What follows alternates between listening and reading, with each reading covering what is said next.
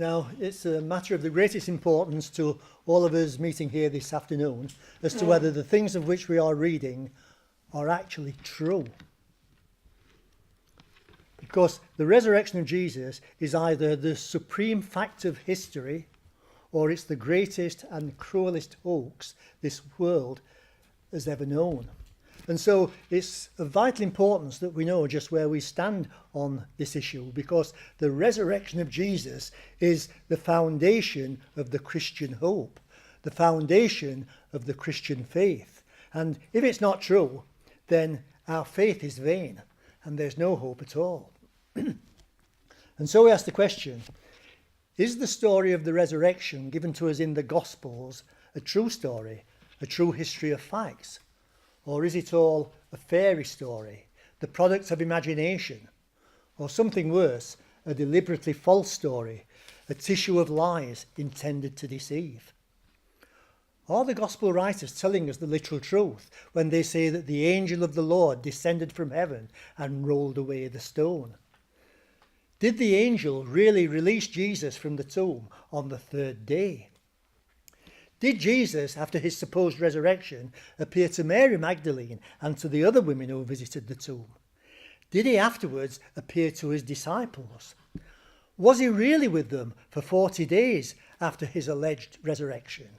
Or is it all the product of imagination?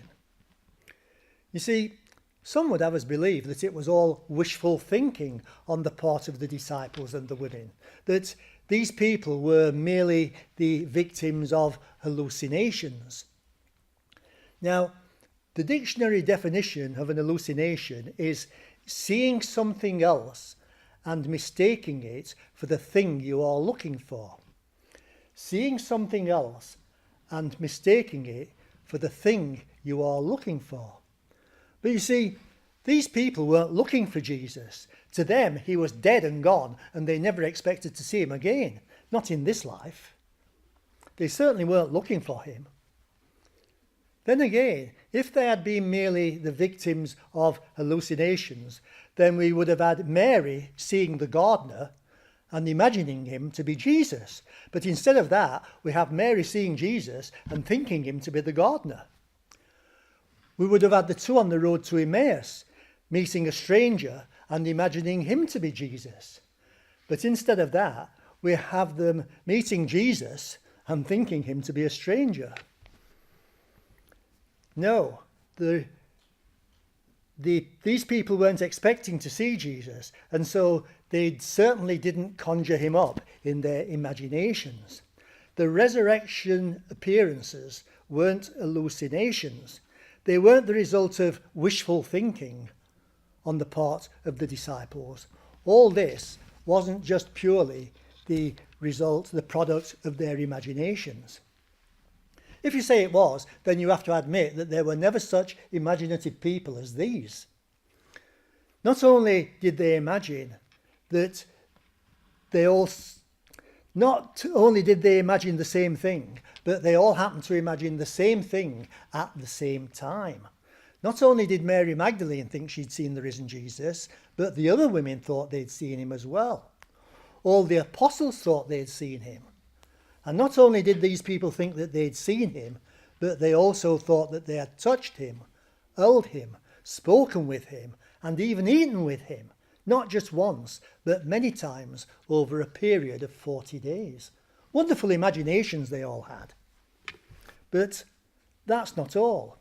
It sounds amazing, but on one occasion, a gathering of over 500 people imagined that the Lord Jesus appeared to them. Isn't that amazing? That all these people could be affected by the same delusion. Can we really imagine that? Can we really imagine that they could all be affected by the same delusion? Well, of course not.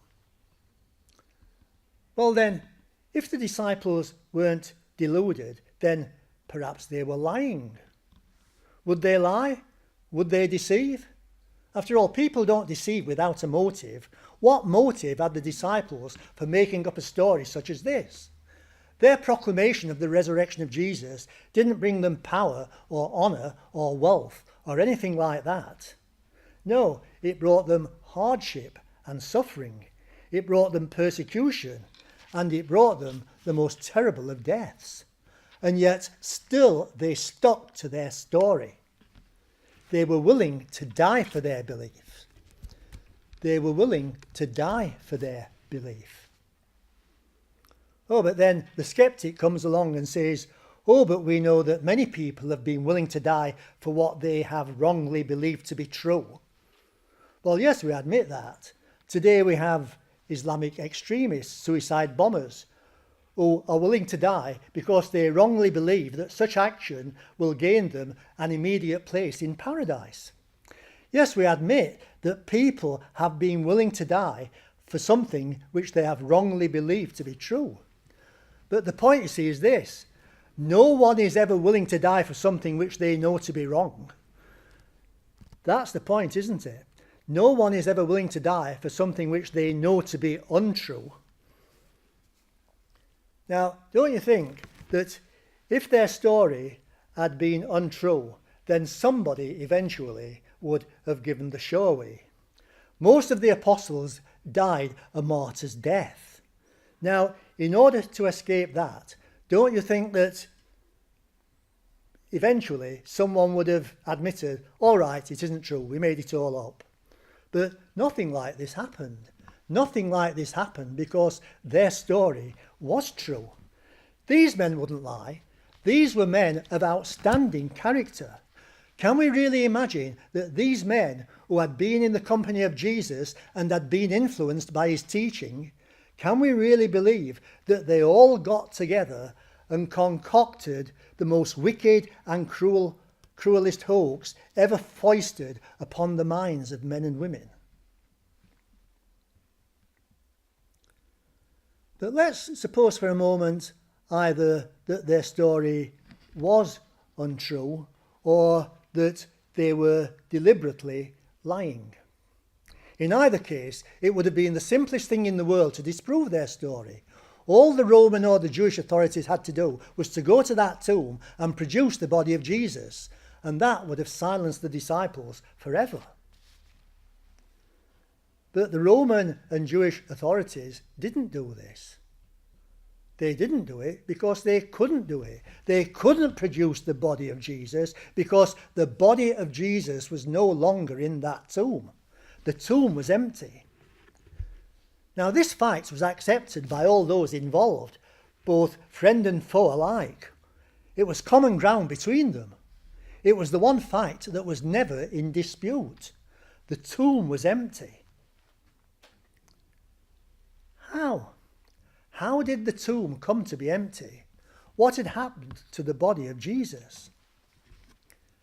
Well, the gospel explanation is that Jesus had risen from the dead, that the angel of God had descended from heaven, rolled back the stone, and released him from the tomb. And we believe that this is the only explanation that will stand up to inquiry. And yet, there have always been those who have denied the fact or the possibility of that resurrection. There are even those today, religious ministers amongst them, who deny that the resurrection ever took place. And you may remember how some years ago one church leader, a bishop, caused a storm by describing the resurrection as a kind of conjuring trick with bones. And when questioned about the empty tomb, he said that he could no more explain how the tomb came to be empty than he could explain how Santa Claus came down the chimney at Christmas time. But you see, the point is, there never was a Santa Claus, and so he never came down any chimney. But there was a Jesus, and he was buried in a tomb. And yet, on the third day, that tomb was empty. Why? How? What had happened to the body of Jesus? Well, all sorts of theories have been invented to account for the empty tomb and the missing body, and we'll have a look at some of them now. It's been suggested, for instance, that grave robbers had perhaps stolen the body. But why would grave robbers go to the trouble of unwrapping the body and leaving the grave clothes behind? Doesn't make sense, does it? It's been suggested, perhaps, that Joseph of Arimathea had perhaps removed the body to another tomb. But if Joseph had done so, wouldn't he have said so? Of course he would. No, we can't accept this theory.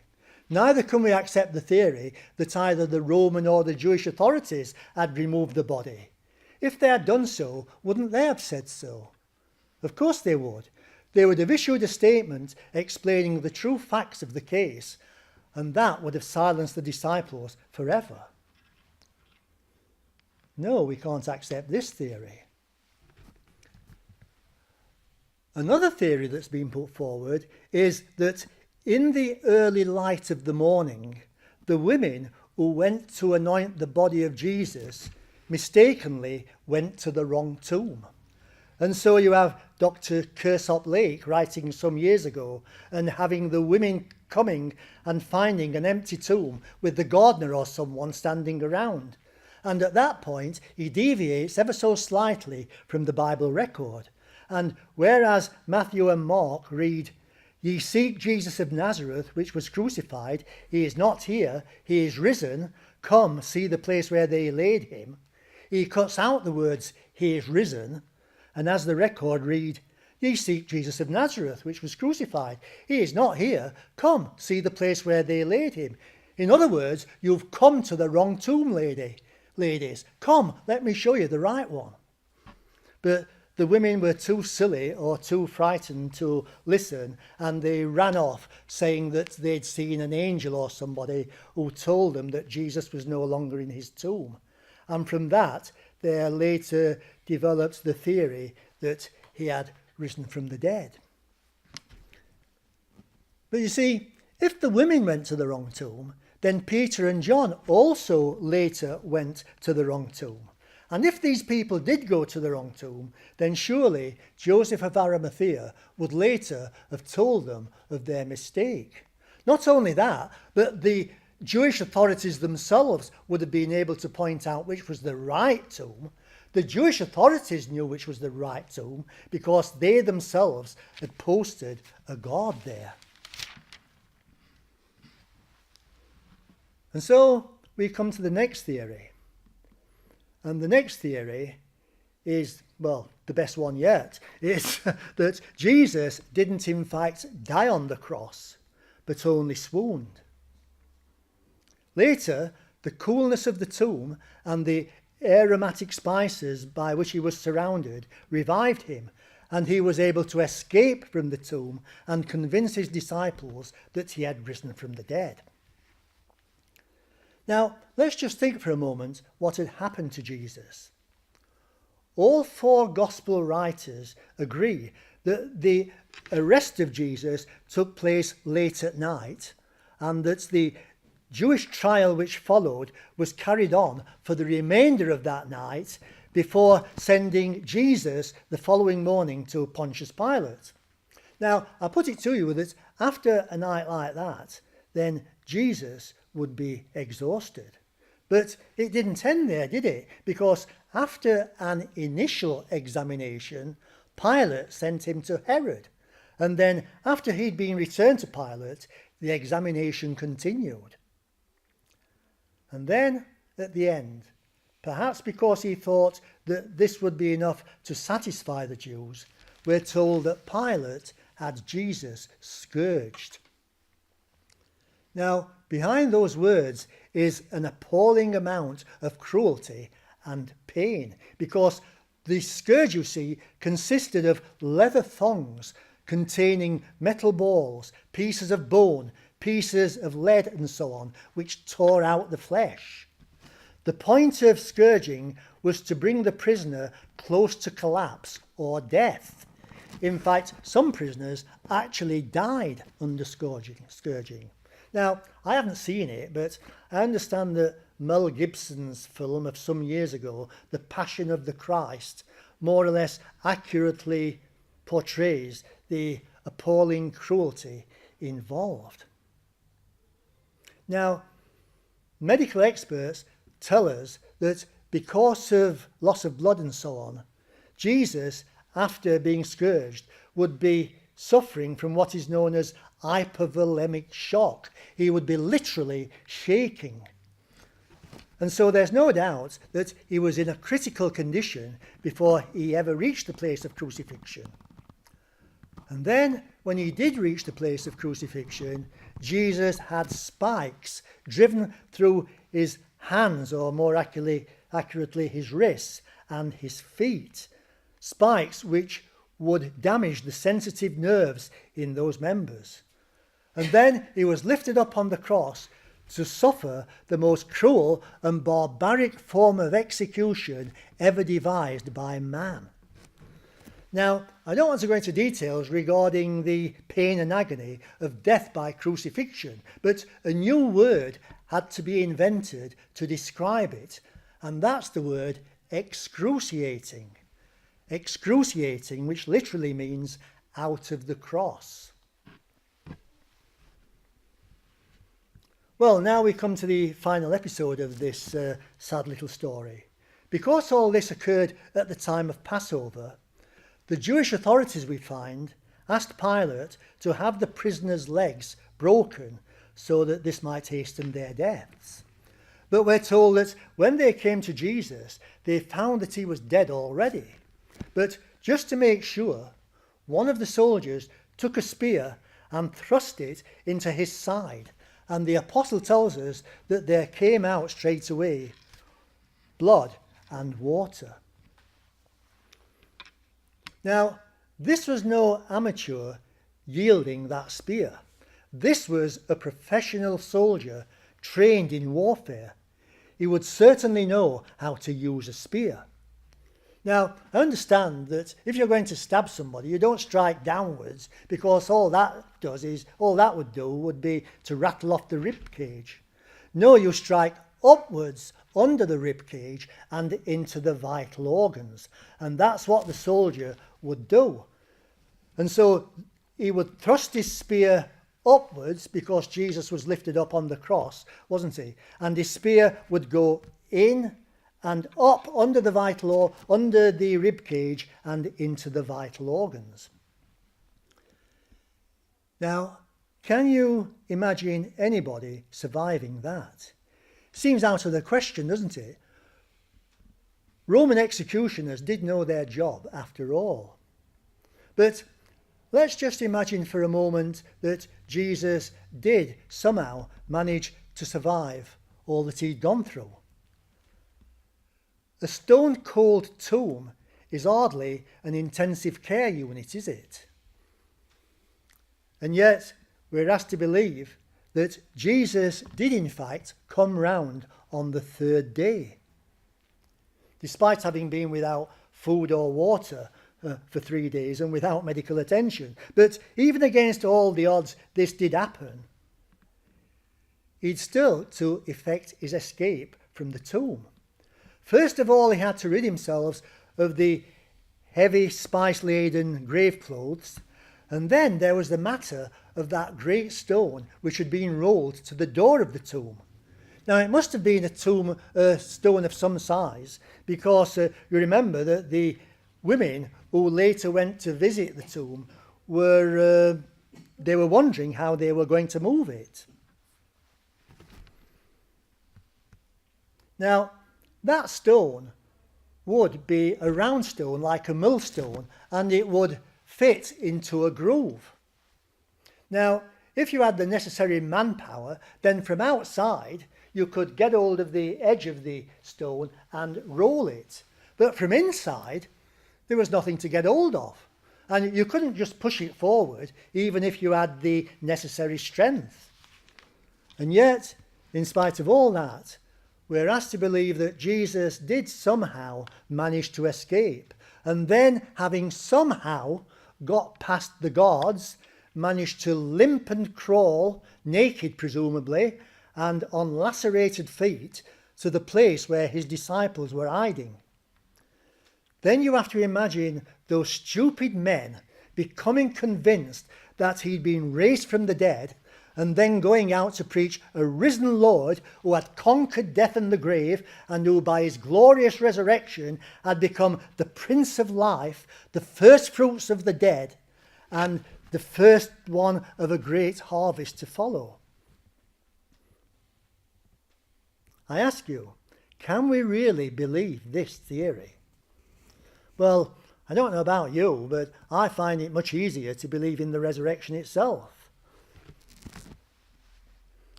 Well, you could go on, and the theories become more and more complex, more and more fantastic. You have a Jewish writer, Hugh Schonfield, writing a book called The Passover Plot, in which he devises the theory that it was a kind of conspiracy between the Lord Jesus and Joseph of Arimathea for Jesus to get very near to the point of death by being drugged and then stage manage a resurrection. But the plot went wrong because the Roman soldier thrust a spear into his side, and he did actually die. But then Joseph's assistant was later mistaken by an emotionally crazed Mary for Jesus, and that's how the fable of his resurrection came about. But it doesn't really matter, because all these theories fall down sooner or later on account of their own improbability. And so that leaves us with just one other, the oldest theory, the first story ever invented to account for the empty tomb and the missing body, the claim that the disciples had come by night and stolen the body. Now, this must be the most ridiculous story ever invented. Why? Well, because the Jewish authorities had taken every precaution to prevent such a thing happening. Let's turn to that chapter which we read together, Matthew chapter 27.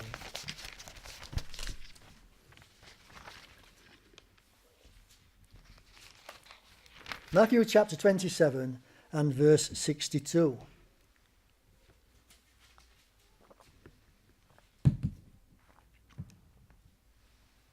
Now the next day that followed the day of the preparation, the chief priests and Pharisees came together unto Pilate, saying, Sir, we remember that deceiver said whilst he was yet alive, After 3 days I will rise again.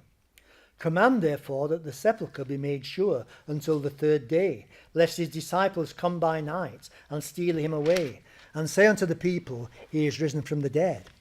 So the last error shall be worse than the first. Pilate said unto them, Ye have a watch. Go your way, make it as sure as ye can. So they went and made the sepulchre sure, sealing the stone and setting the watch. Now, it doesn't really matter whether this was a Roman or a Jewish watch, a Roman or a Jewish guard.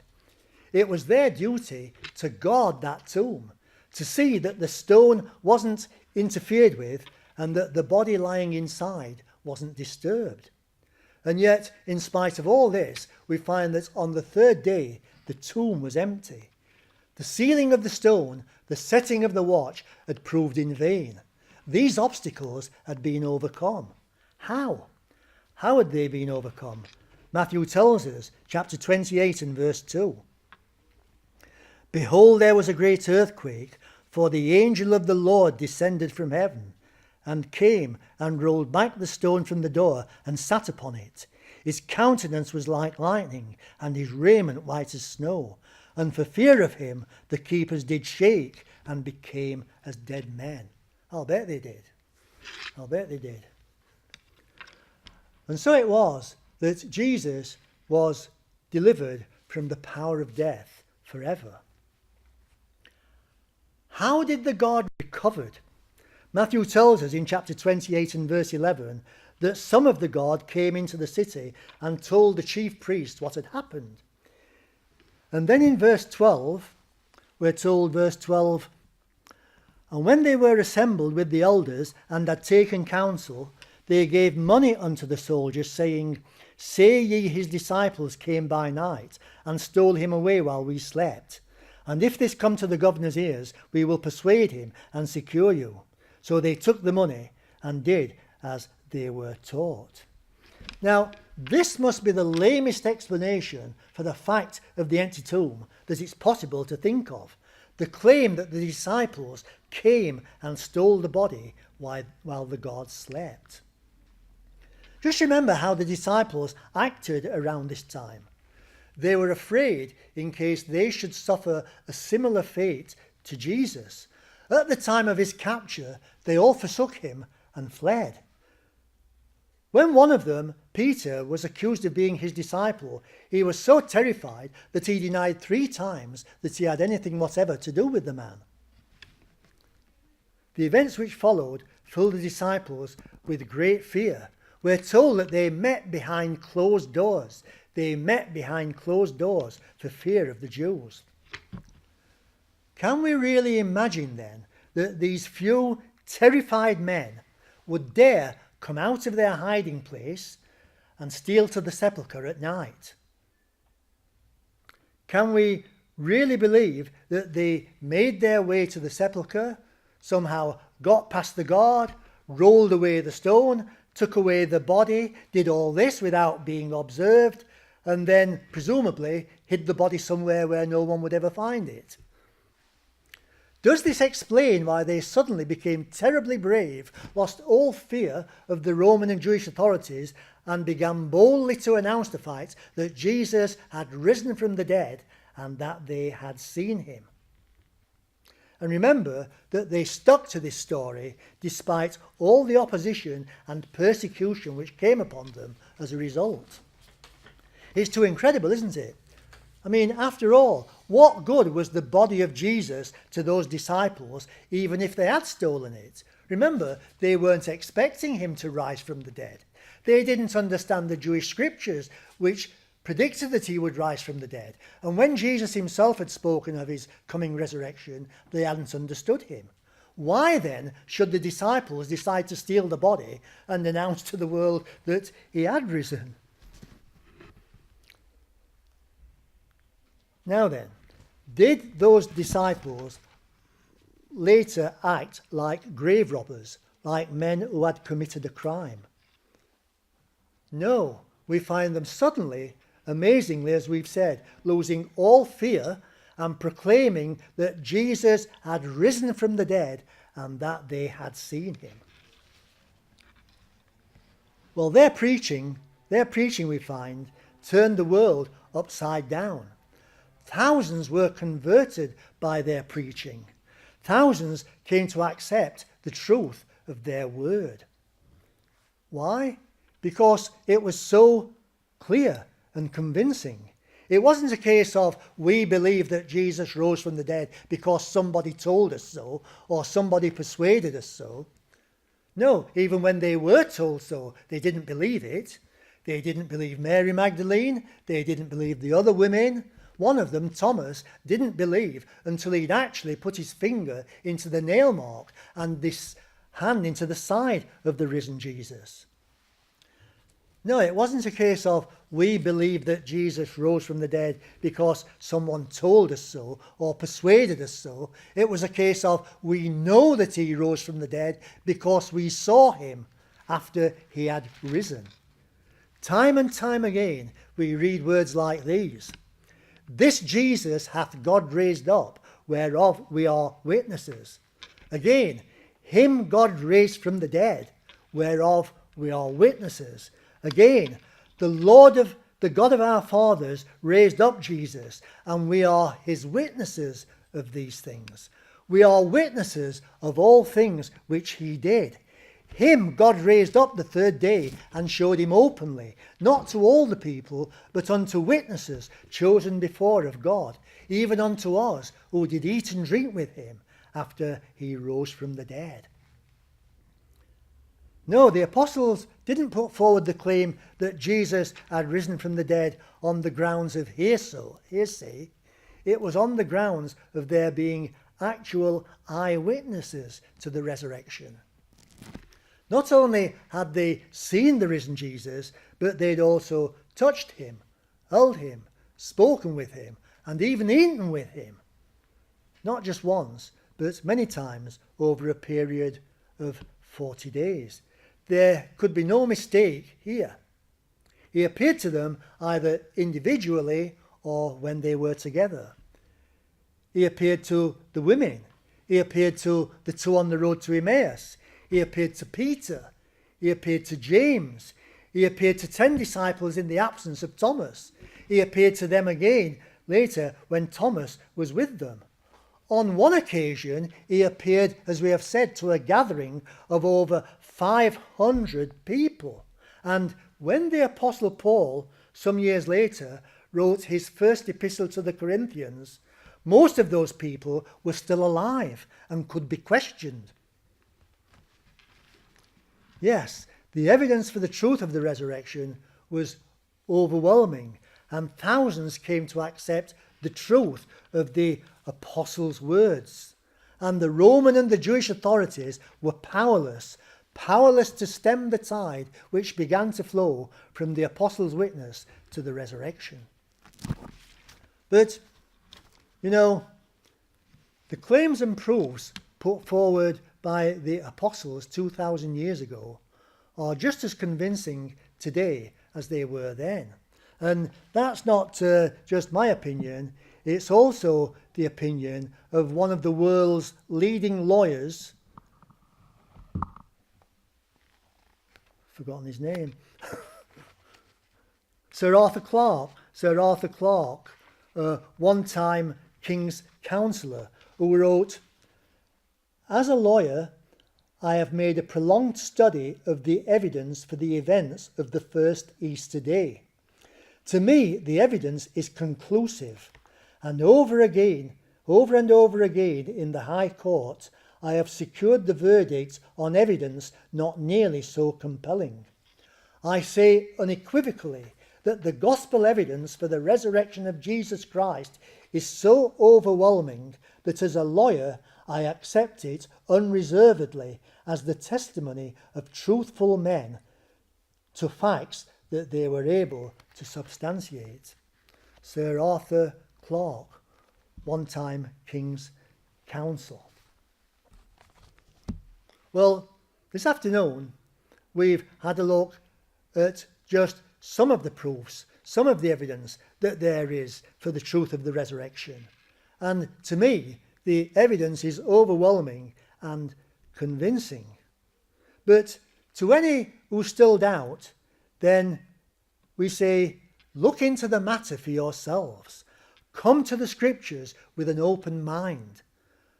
Go through the Gospels and the Acts of the Apostles and Paul's first epistle to the Corinthians, which we haven't had time to look at. But go through the Gospels, the Acts of the Apostles, the 15th chapter of his epistle to the Corinthians.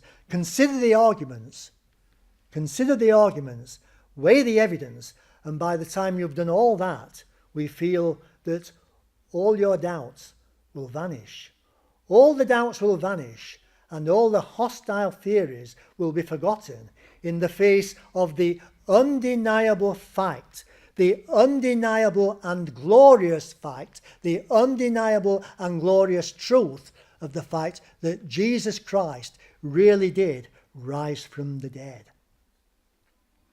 And now, just to finish, I'd like to bring to your notice just one more line of evidence.